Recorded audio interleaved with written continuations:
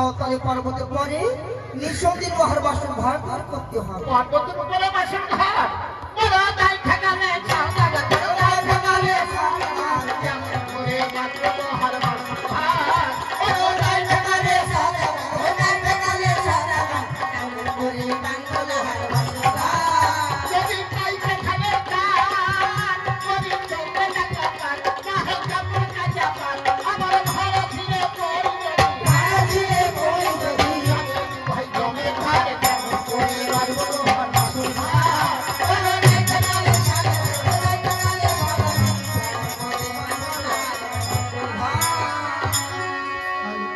ওই পর্বতের উপরে কেমন করে বাসন ঘর বাঁধবো যদি পরে মরে যায় না না, ওখানে যাবার পথ আছে, কোনো ভয় নাই। মরার ভয় নাই তো না। তবে তুমি যেতে লাগো আমি আমার ভাইকে দেখে নিয়ে আসছি হ্যালো, এই তখন নিয়ে এসো কেন?